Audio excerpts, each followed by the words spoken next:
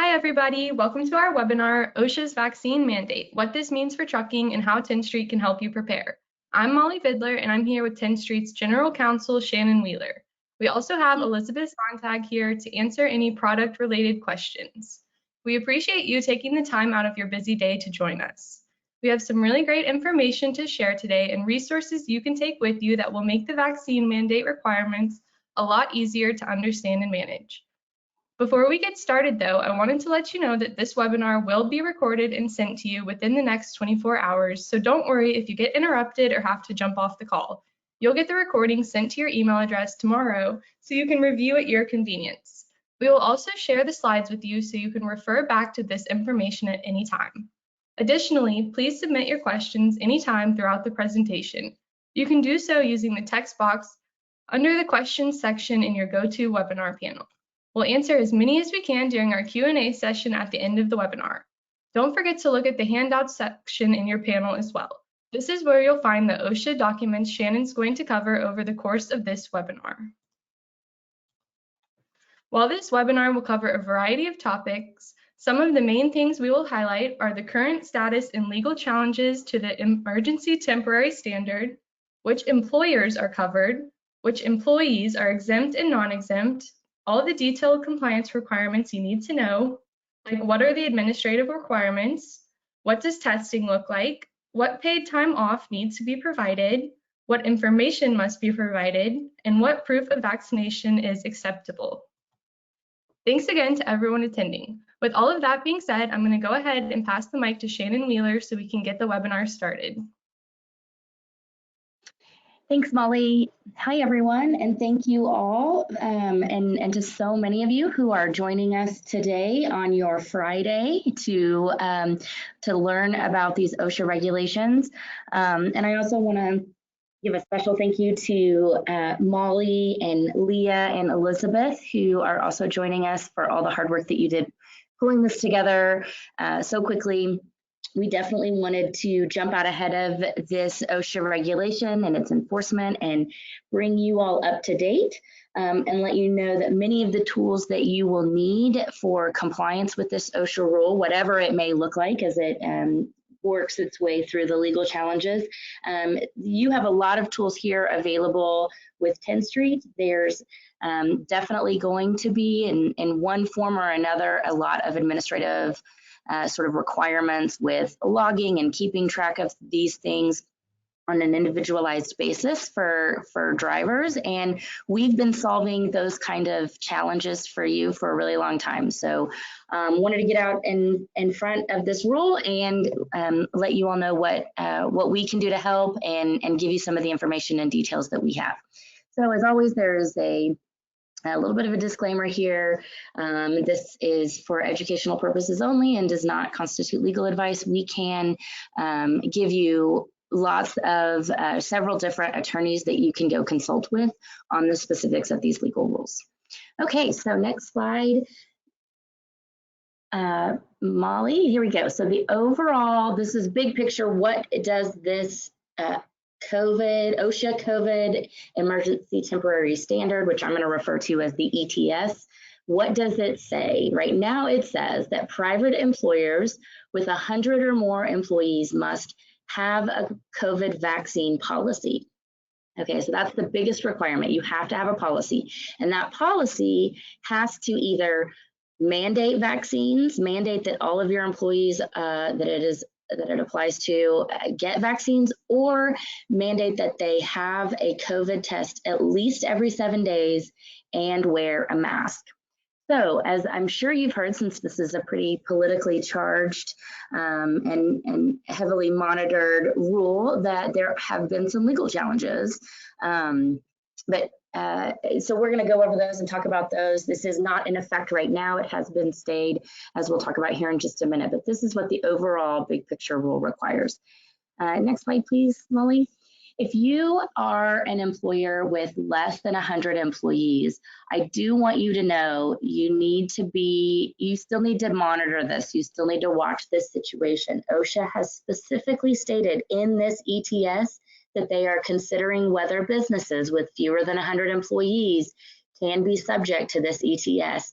They are specifically taking public comment on this, so feel free to go to the ETS and follow the rules for making a public comment. You can go comment on this, but the administration is looking at, hey, what will it take for employers under 100 employees to implement this rule without undue disruption? And then the day after this rule was put into effect, it came out on November 4th, and on November 5th, a Department of Labor spokesperson did confirm that they are considering whether this mandate should be extended to businesses with less than 100 employees. All right, so let's talk about some of the legal challenges. So it was released on November 4th and became effective on November 5th, which was a Friday. Instantly on that same day, 27 state governors or attorney generals filed lawsuits challenging this rule on many, many, many different grounds. So everything from constitutional grounds to, specifics around the unfeasibility of the individualized requirements of the rule. There also, since then, have been many private employers and lots of trade organizations, labor unions, things like that have also filed lawsuits, including the ATA. They've been really public about the lawsuits that they've filed. So as I'm sure you have been watching, on November 6th, which was a Saturday, the day after it became effective, the Fifth Circuit Court of Appeals temporarily stayed the effectiveness of this ETS, and they specifically cited grave statutory and constitutional issues with this rule. The Fifth Circuit, for all of you legal buffs out there, if you monitor this stuff as closely as I do, you might know that the Fifth Circuit is a very, very conservative court of appeals. So it's not surprising that the lawsuits filed there were immediately stayed. But it's interesting, and it's going to be interesting to watch. There have been lawsuits filed in multiple other circuit courts, and the Biden administration has specifically asked that those cases be consolidated. So as I was looking just this morning, there are lawsuits filed in just about every circuit court except for the 10th Circuit. Except for the 10th Circuit. So the First Circuit, the 2nd, 3rd, 4th, the 8th, the 11th, the 9th Circuit. As we know, the 9th Circuit is one of the more liberal court of appeals. And so it sort of runs the gamut here. So what does that mean? What does that mean for this rule? There are multi-district procedural rules in place that will come into play, meaning that these cases will have to be consolidated. And then only one circuit court will decide this issue. Almost certainly that decision will be appealed to the U.S. Supreme Court. So, this is going to continue. It's not just going to end with this circuit court. There will be more challenges, but we just don't know what that looks like from here. So after it's consolidated into one court, they essentially do what's called a lottery, and they pick at random which circuit court will decide this issue. So it might not necessarily be the Fifth Circuit Court of Appeals that decides it. And so this is really sort of the Super Bowl of legal issues. It's got, all of the factors, lots of stakeholders, constitutional law issues, lots of lawsuits, everything at the circuit court level, and everything happening really, really fast. So keep a lookout, keep your eye on it. It's going to be very interesting to watch. Okay, and so I'm sure many of you have also heard that there are states that have come out and said no one, not even the federal government, can mandate vaccinations or testing or even masking.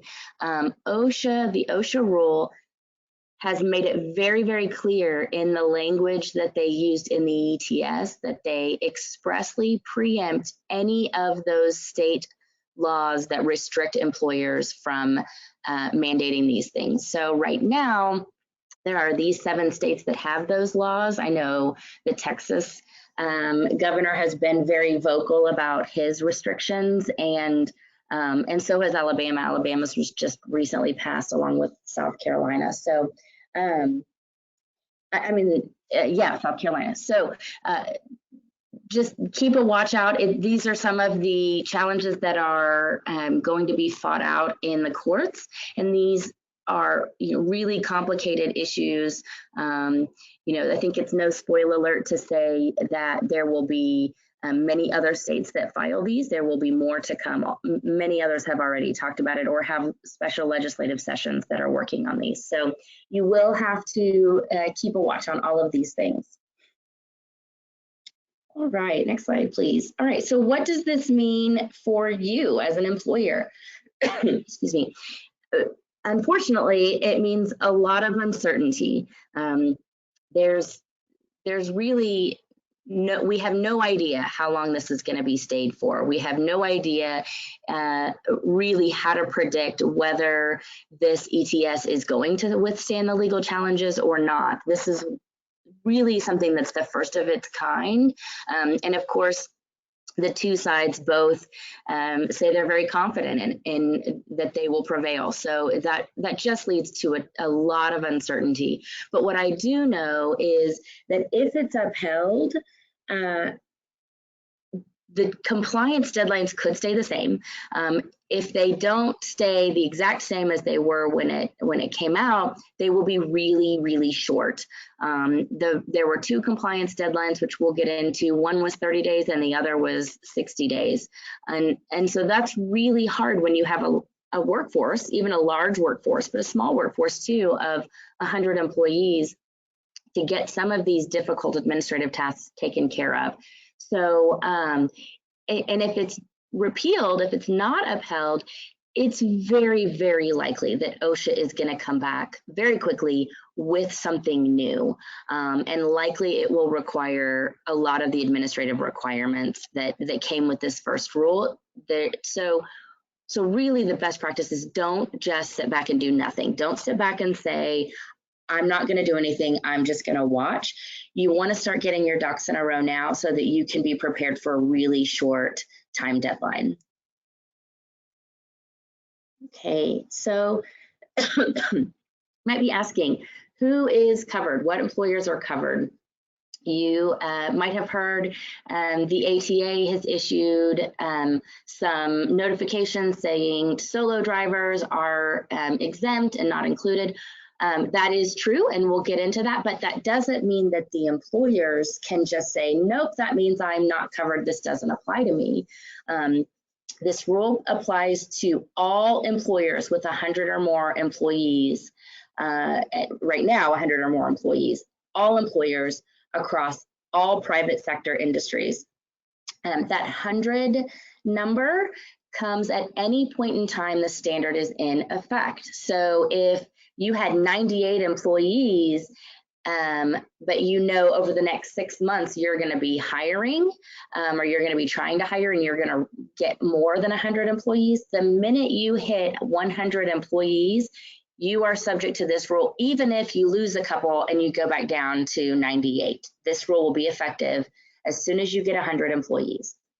If you had 100 on November 4th, but dropped down to a couple, to 98, this rule is likely going to be held applicable to you.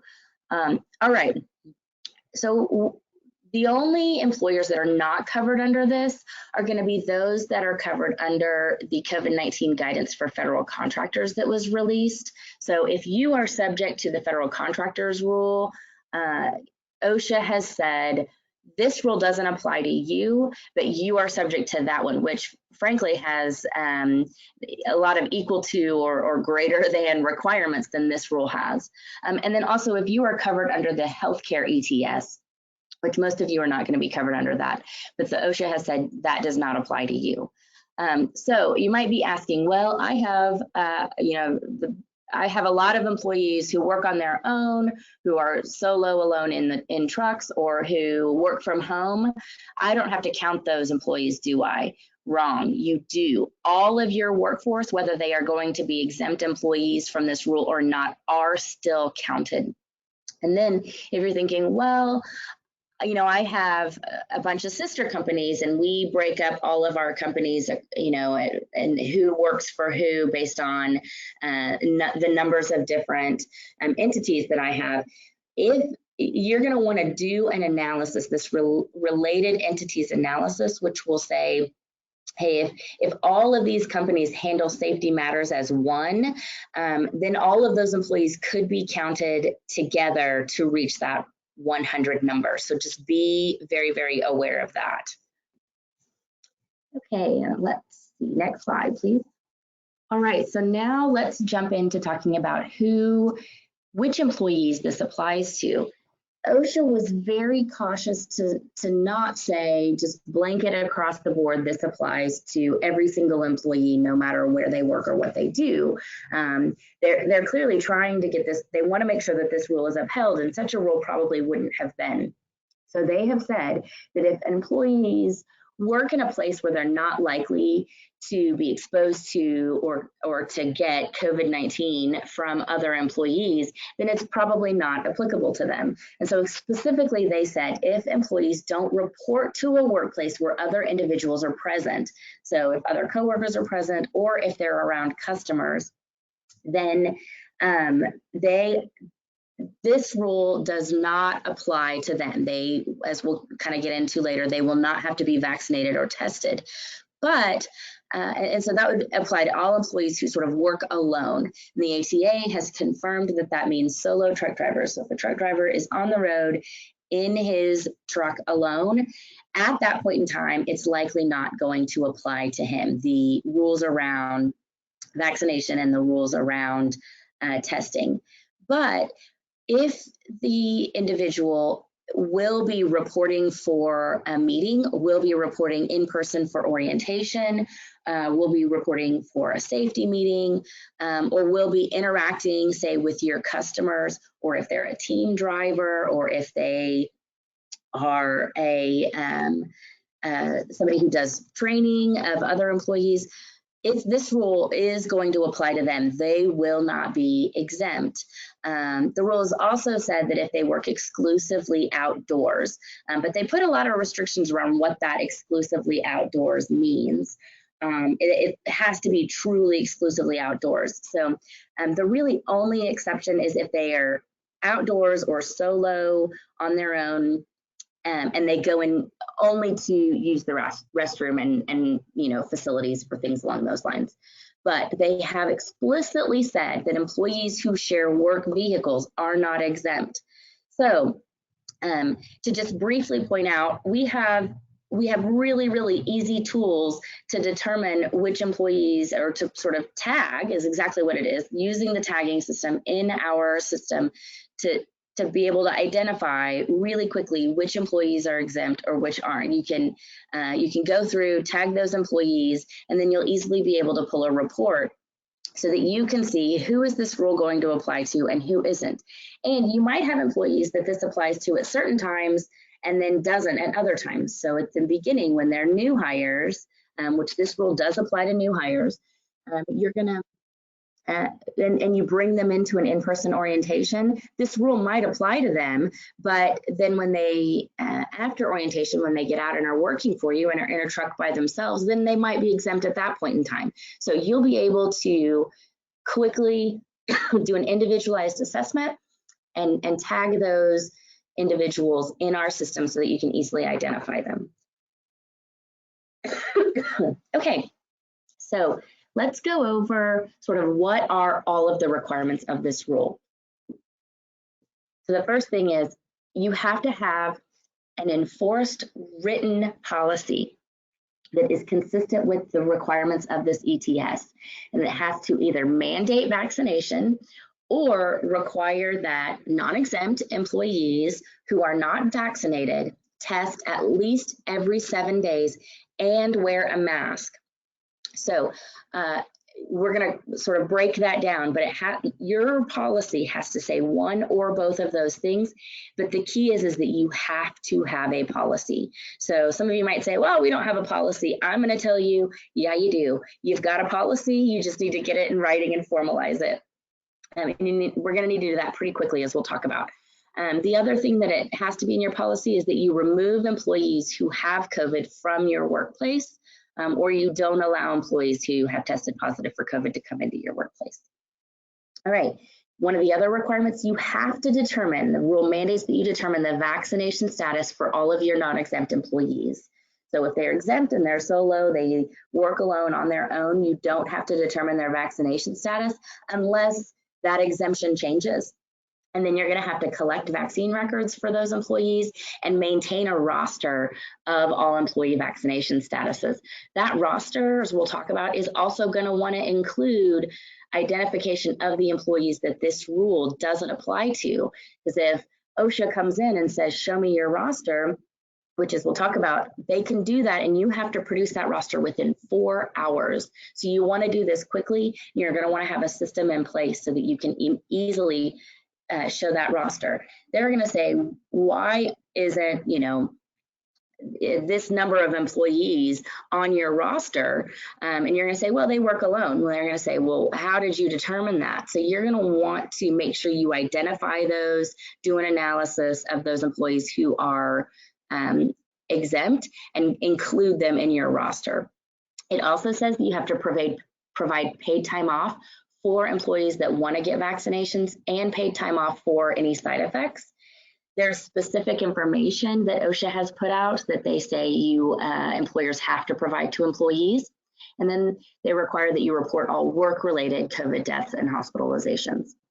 So let's dive in and talk about some of these. Okay, first let's talk about what does it mean? What if you say, hey, we don't think we want to comply with this rule, we think it's wrong, we disagree with it, which it's a pretty politically charged issue. So I'm sure there are a lot of employers out there that are thinking that. Well, I just want to point out what some of the consequences are for that non-compliance. Right now, the fines listed for OSHA violations are set out between serious and willful. Serious violations are a minimum of $13,653 per violation. We don't yet know, does that minimum violation mean per day? Does that mean per employee? OSHA has somewhat indicated it might be per employee. And what about the willful? $136,000 per violation. That could be per employee. And thinking, hey, I just think it's wrong and I'm not going to put in a policy, I'm not going to follow this, I'm not going to do this. OSHA would consider that a willful violation. So you want to be careful here. The government is really exercising their power and they will issue fines for violations of this rule. I also wanted to point out, I thought it was appropriate, there is proposed legislation right now to increase what OSHA fines currently are. So it sort of adds to this Super Bowl of legal challenges and what's happening right now. And that is that it would increase serious violations from $13,600 per violation to $136,532 for serious violations. And then it would increase willful violations from $97,000 all the way up to $1,300,000 for willful violations. And that's per violation. So it'll be really, really interesting to see if that gets passed in conjunction with this ETS. Or at least during the time that the ETS is in effect. Right, so I mentioned you have to have a policy. OSHA put out 2 sample policies. One is a policy that mandates vaccination, and one is a policy that if you don't mandate vaccination, then it has the testing guidelines in it. And we have put those in your handouts. Those are the 2 Word documents. I wouldn't expect any employers would just hook, line, and sinker adopt those policies, but I just thought it would be helpful for those of you that are going to be putting together your own company policy or evaluating this thing to see what OSHA thinks should be in the policies so that you can just have that information available to you. But OSHA says you have to have a written, implemented, and enforced policy that has to follow the ETS requirements. So, now is a really good time to start putting together a policy, you're going to want to set out any exemptions from the ETS. So if you have drivers or employees that this does not apply to, set out what those exemptions are in your policy. And then if you always want to be able to have exemptions to the vaccine. So specifically, the law requires that if individuals have any medical exceptions or who have a disability or a sincerely held religious belief, that they are entitled to a reasonable accommodation to any sort of vaccine mandate. So be sure to have those sort of exceptions set out in your policy, and make sure that you list in there how employees who want to take advantage of these exceptions can request an exception and communicate with you about a reasonable accommodation. So make sure all of those things are in your policy. And then you're going to want to include details in your policy around how to handle new hires when they come in. So you're going to have to ask new hires unless they're going to be exempt. And so if they come in as exempt, then great. You're going to want to mark them that way. But if they're bringing them in and they are not exempt, then you're going to have to ask them about their vaccination status, and you're going to have to sort of manage that process throughout the term of their employment with you. And then one other really great thing about the policy is you're going to have to, communicate that to your drivers and to all of your employees. Well, one of the best ways that you can do that is through documents in Pulse. We have the very, very easy ability for you to communicate with your drivers and provide documents like this, because it doesn't do much to have a policy that isn't communicated. It also doesn't do much to post some sort of policy like that at one of your work sites when your exempt employees aren't going to have access to that. So keep that in mind.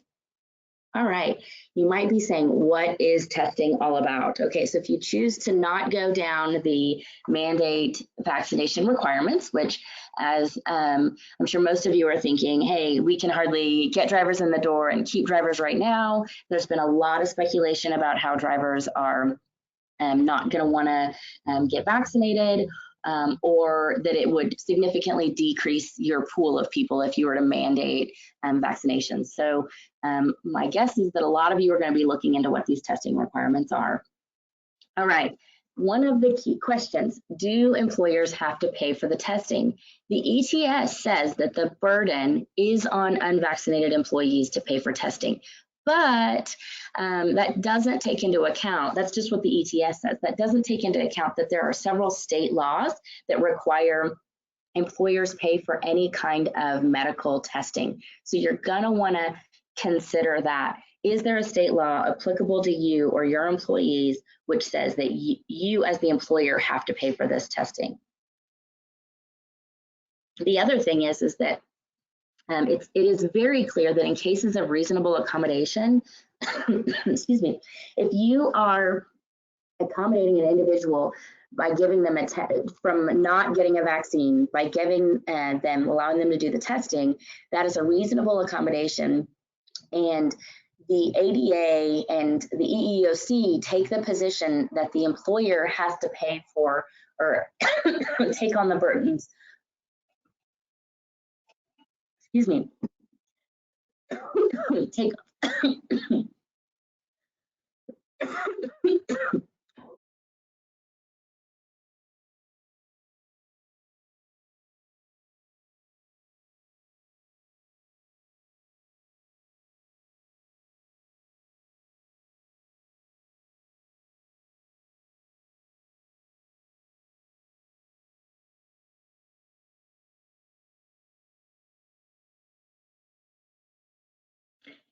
Sorry about that. I had a little cold and had a little swallowed that wrong. Sorry. Okay, so back to reasonable accommodation. The law says, the EEOC says that employers will have to take on that reasonable accommodation of their employees. Okay, and then the ETS says that you have to test all unvaccinated workers. And that includes those who are not going to be getting the vaccine because of a reasonable accommodation.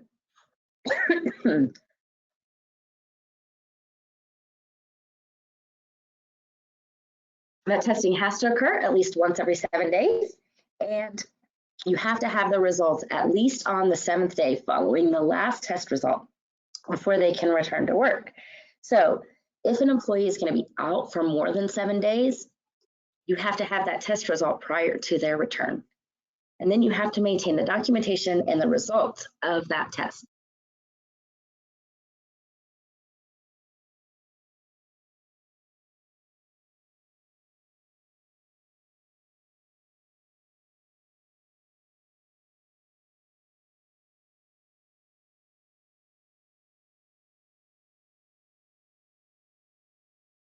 Okay, so what tests are valid here? So the Osha has made this pretty broad. Any FDA approved tests, so that can be over-the-counter tests, it can be rapid tests, excuse me, it can be lab tests or point of care tests. So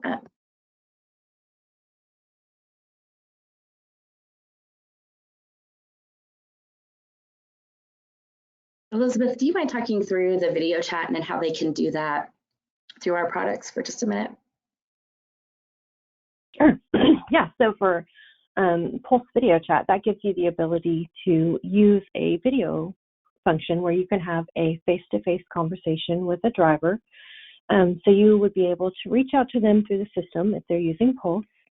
You could turn on the video chat, and then you're able to have that face-to-face interaction with that driver. So you're watching and observing them as they do their self-administered test. And so you can use the Pulse video chat function to be able to kind of use the system to have that face-to-face kind of observed administrative test from the driver or the worker. Yes, thank you, Elizabeth. So as she was pointing out, the rule does allow the employer to proctor or observe a self-administered test.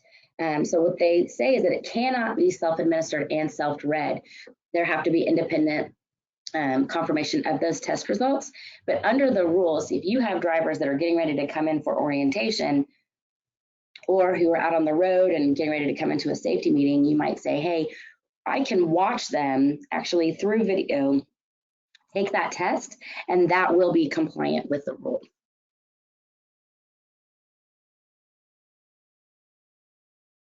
All right, next slide.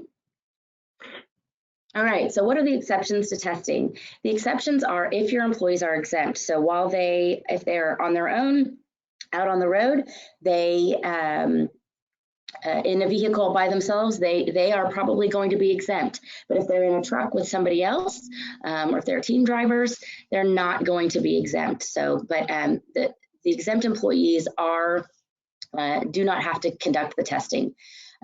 The rules also said employees with a current infection, while they can't be at the work site, they are not subject to the testing requirements, and they're not subject to those testing requirements for 90 days after a positive test or diagnosis. And that's because we know that COVID sticks around in the system and will give positive test results, even though they're not currently able to infect others.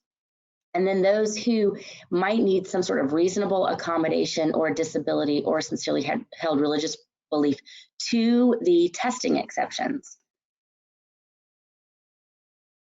I'm sorry, to receiving a test. So that should be very few or very minimal people who have that, but it is something that the EEOC has put out is a concern. And actually, one of the things I wanted to mention right away is there is a really, really good website that the EEOC has put out on reasonable accommodation. And Leah, if you could go ahead and put that out in the chat, that would be really helpful. If you're looking for resources on how do I determine that reasonable accommodation, go to this website. It's going to get you a lot of really, really good information. All right, next slide.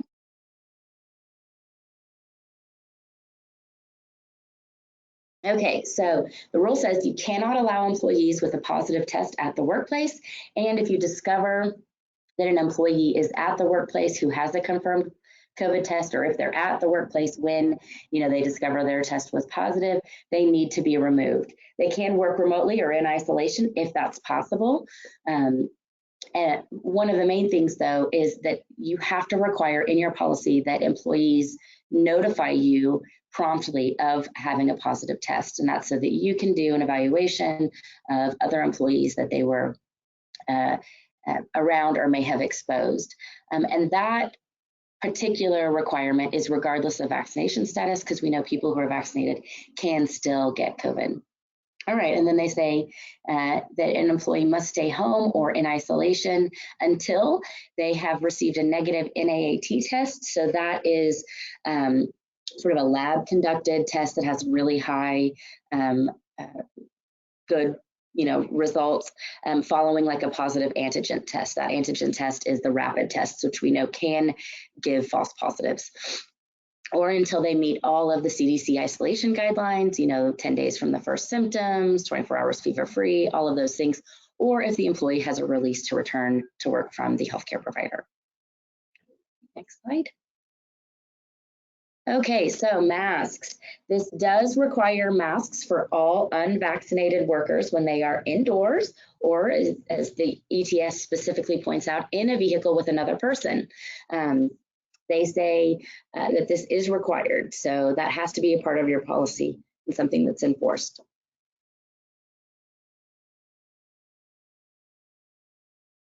Employers do not have to front the cost for masks.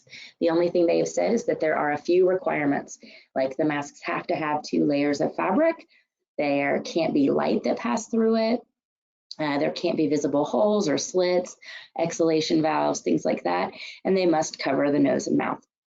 So, and then it also makes a point to say that if somebody wants to use an FDA-approved respirator instead of a mask, that would be allowed. All right, next slide, please. Okay, so as a part of this rule, you will have to determine the vaccination status of your employees. So you're gonna need to create a roster. You're gonna have to do an individualized assessment for each driver or each employee. Are they covered under this rule? Are they not?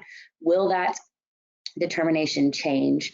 And then if they are vaccinated, you will have to obtain and maintain documentation of that vaccination status. So again, we've got lots of really great tools already in place, already at your disposal, if this rule becomes effective for you to be able to do that. Next slide, please. So proof of vaccination, I'm sure you're thinking, what on earth, what kind of proof is good enough? Well, the Osha has said a simple copy of a vaccine card is good enough. There's been a lot of talk and speculation about, fake vaccination cards and how easy that is to create. And so one of the things that OSHA talks a lot about in this rule are the consequences for providing false information or fraud, essentially, in proof of vaccine. Now, OSHA says that it is not the employer's burden to determine whether a vaccine card or other record is falsified or not, but you have to have some reasonable around this. If it's really obvious that it's fake, then you're going to be on the hook for it. But if it's not, if it looks reasonable, then you can accept it. So other things that you can accept are records from a healthcare provider, a copy of records from a public health organization or a state health organization that gave the vaccine, or even a tribal immunization program. And then any other official documentation that contains the type of vaccine, the date, the name of the healthcare site, things along those lines. And then, of course, this is really, really easy to get, as you're going to have some burdens associated with how do we get these vaccine cards. We can easily help you with this process through Pulse documents. You can send out messages to the drivers to say, hey, please send in your vaccine card if you've got it, or any of these other requirements that can go into effect. So please keep that in mind. We've got a really easy way for you to do that. One of the other really cool things is, as you'll, if it's required, as you start testing drivers, you'll be able to also ask them to send in pictures after you monitor it, or after it's monitored, they can send in pictures of their negative tests. And then you'll also be able to send out reminders. Hey, it's about time for you to send in another test, or you're about to come in for a safety meeting. We need you to send in, copies of your test, or remember, go get a test if you're going to have a lab do a test for you. Okay, next slide, please. So if an employee says, I'm completely unable to produce any kind of vaccine card or any of the other records that were listed on the previous slide, the OSHA has said there is an attestation that you can get from the employee, but this should be on the rare circumstance, and the employee really must exhaust all other options to try to get their records before they result to this. They will have to attest to their vaccination status, attest that that their documentation of that was lost, or they're otherwise unable to produce proof. Of course, they're going to need the language that says, I declare this statement about my vaccination is true and accurate, and that they know providing false information regarding their vaccination status may subject them to criminal penalties. If possible, they need to have the date, name of the healthcare professional, location, and type of vaccine that they received. And we can easily get this through our forms. Send it out, easily get it signed, and communicate with the driver. If they don't have a vaccine card or one of the other forms of proof, this is another way that you can get that. Although I do want to caution you, I think OSHA would, if they came in and were auditing you and they saw that, 40% of your employees had this attestation instead of had some sort of, vaccination card or proof of vaccination through some other documentation, I think OSHA's, not going to find that very acceptable. So just be aware of that. These should be the exception. And I don't want you all to think, oh, we can just send this out, have everybody attest to that, and that'd be the easiest way to do it. No, OSHA says this must be the exception. All right, next slide, please. Okay, so the rule does specifically require you have a roster that of your employees' vaccination status. That roster should include if they have a partially vaccinated status, that fully vaccinated or not vaccinated, or of course, if they're exempt, you're going to want to have that as well. Like I said before, the rule says if OSHA comes in to do an investigation, they're going to request this roster, and the rule says that you will have to produce this roster within 4 hours of request. So you're going to want to get this roster done and keep it maintained and up to date as the information becomes available. And then the rule specifically says that you must assume that employees who do not provide acceptable proof are unvaccinated. And if this rule becomes, one of the things I didn't mention in the beginning, but I want to mention now, this rule is in effect for 6 months. It's an emergency temporary standard. They can only be in effect for 6 months, but it could be extended. OSHA has said they want this to be a final rule. If it withstands those challenges, it could become a final rule. And so it could be updated, and there could be things like, hey, now employees are going to have to, you're going to have to keep track of their booster shots that they get and things along those lines. So just keep that in mind, that you might have to have documentation all along the way for several years to come. Right. So paid time off, the rule requires at least 4 hours of, or up to 4 hours of paid time off for each vaccine. So it mandates that you provide that to employees who say, hey, I want to go get vaccinated. You have to allow them 4 hours of paid time off. This is even if they have exhausted paid sick leave. This cannot be offset by any other kind of PTO or paid sick leave that you provide or that the employee has accrued, and you have to allow them to do this during work hours. So keep all of that in mind. And then you also have to allow reasonable time off for the side effects. There was a lot of discussion in the rule around what is reasonable time off, and the OSHA concluded that if you provide up to 2 days, that is reasonable time off for the side effects that they may experience from the vaccination. Interestingly enough, though, for the side effects, you can require use of PTO or sick leave if it's available. But if it's not available, you cannot have an employee go negative or borrow against future PTO for time off for those side effects. So they make pretty strict rules around the amount of paid time off. And the purpose of this that they stated was essentially they want to take down all those barriers that might exist for employees to go get vaccinated. Next slide. All right, and then they say all employers must provide certain information to employees. You have to provide this information. And they've put out all this information, luckily, so they've made it pretty easy. But they said you have to provide your policy and any of your testing procedures to the employees. They've said you have to inform your employees about this ETS, and they put out a fact sheet. They said you have to provide them certain information about COVID vaccines. They also put out a documentation on that.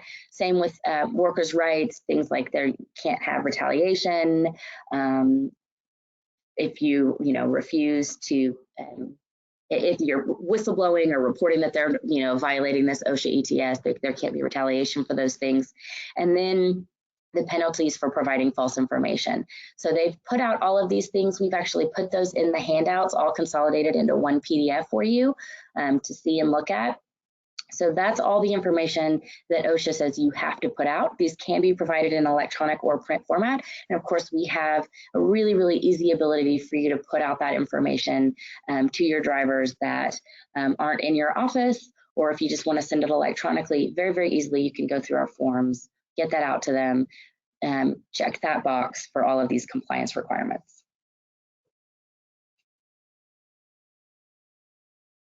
Okay, then they say, OSHA says you have to report any work-related COVID fatalities and hospitalizations. So any fatalities have to occur you have to report it within 8 hours. Any work-related hospitalizations must be reported within 24 hours. It could be that you're having to comply with both of these notifications. Let's say, an employee first goes into the hospital, and then passes several days later. If those were work related, you might have to comply with both reporting guidelines. So you might be asking, what does it mean if work related? Because it's really hard to identify where somebody got and contracted COVID. That's been part of the problem, right? So OSHA has said that if there was exposure in the workplace within the last 30 days, that it is presumed to be a work-related exposure. So they make this very, very broad.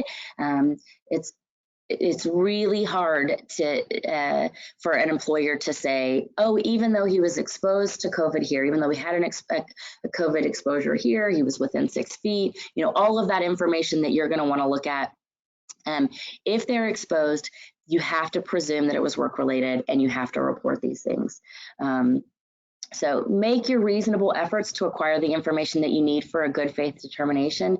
If there was somebody that had COVID or tested positive for COVID and they never came into contact with another individual who had COVID or contracts COVID, I think it's reasonable to say these two people were not in the same location, or they were not in the same room, or there's no way that this could have, been contracted.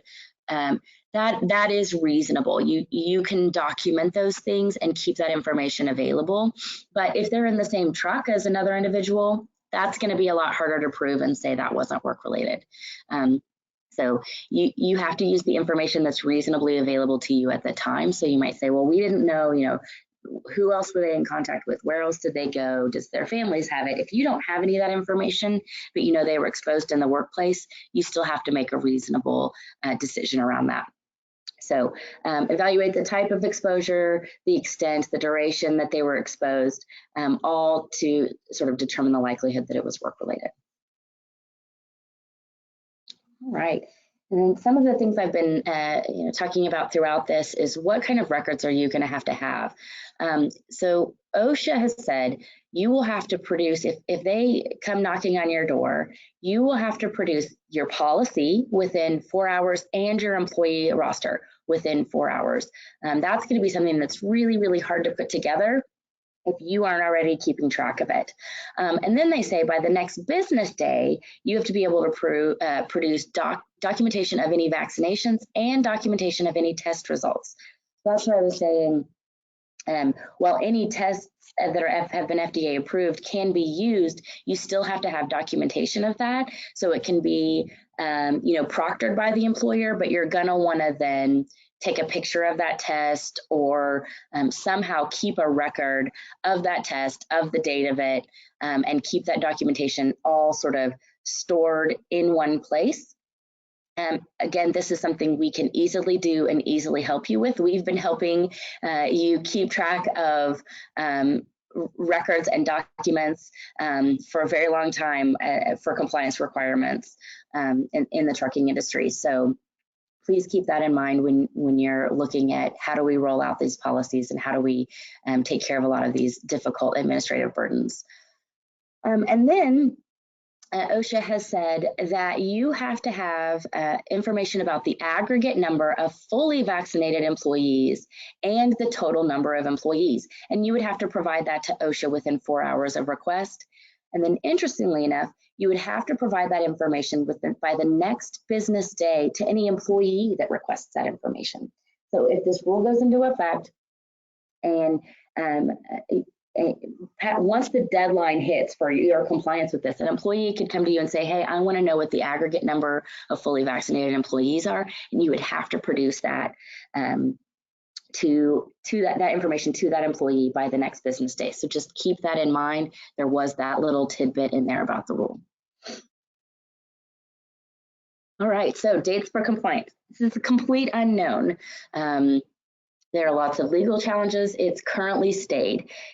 It's notable that the briefing schedule for the courts in hearing these legal challenges was really, really fast. So while the court on November 6th stayed the action, the Fifth Circuit stayed it, they also said, OSHA, you have to have your brief in by Monday, and challengers, you have to have your brief in by Tuesday. So the case has been, for this temporary stay, has been fully briefed. It's just a matter of now, when is the court going to make this decision? So the cases are almost certainly going to be consolidated, and almost certainly a lottery will go out, and we'll know really soon which court is going to be deciding this, and then they are going to decide it really, really fast. So if it is upheld, the deadlines that OSHA put in the rule could stay the same. It's really unclear. There will be more information put out, but the effective dates were already so fast that that's why we highly recommend you get started now in figuring out how you're going to tackle these challenges. OSHA said 30 days from the effective date, all of the requirements, all of the administrative requirements of producing a policy, having a roster, all of those things, you had 30 days to comply with, or by December 4th, including the masking requirement. But they said the effective date for the testing was the 60 days. And I'm sorry, the masking requirement was the 60 days. It's not the 30 days. So by January 4th is when you would have to have anybody who was not fully vaccinated by that time would have to start having testing to show up for work come January 4th. One of the other things I want to point out about the rule is that they do require, and this plays into the time deadlines for this, the employees have to be fully vaccinated, which means at least 14 days or 2 weeks after they received their second dose. If they don't get the Johnson & Johnson, if they get the Pfizer or the Moderna, it has to be at least 14 days after they've had that dose. So that's why these time deadlines are pretty short, because if an employee, if you are going to mandate vaccination, really would need to get that started pretty immediately.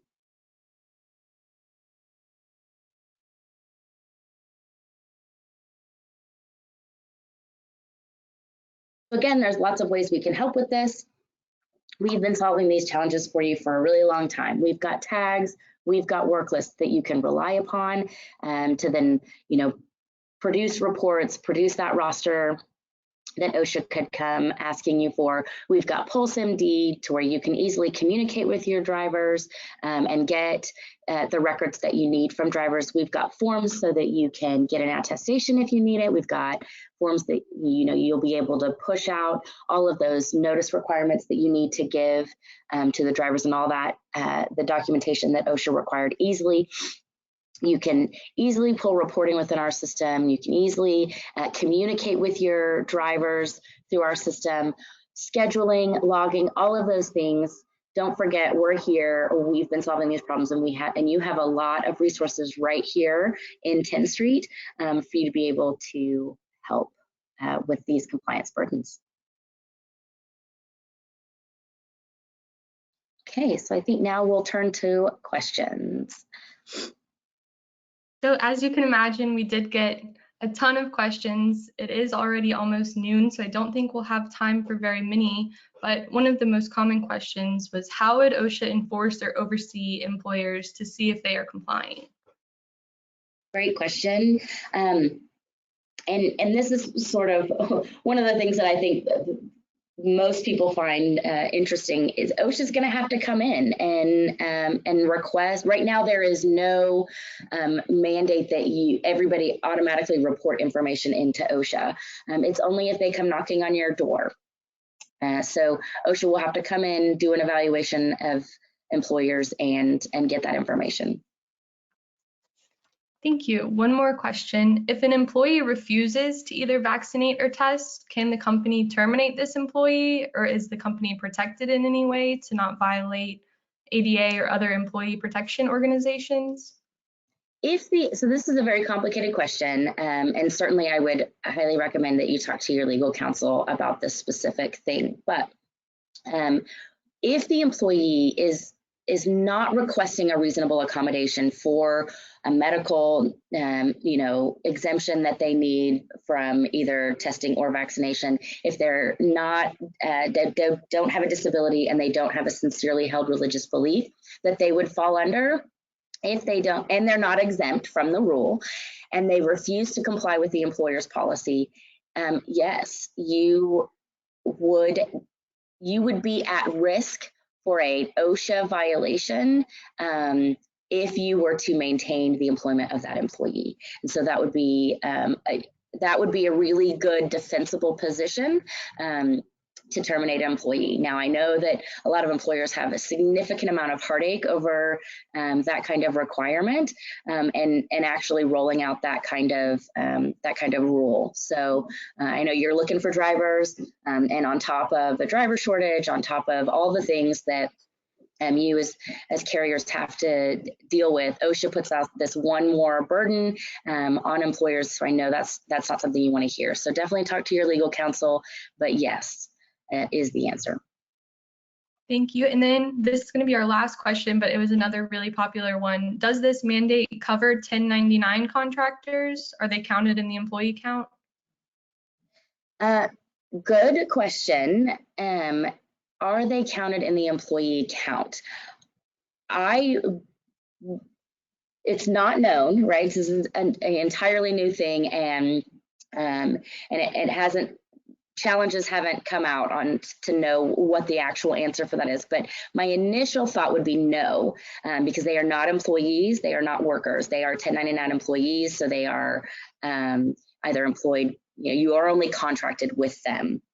But that is sort of a really sticky legal question, so that's something that you're going to want to seek specific advice from your lawyer on. Perfect. Thank you so much, Shannon. We are at the hour mark, and out of respect for everyone's time, we want to let you return to your day, but really want to thank you for your time and for joining us today. Yep. Thank you, everyone. Have a great weekend.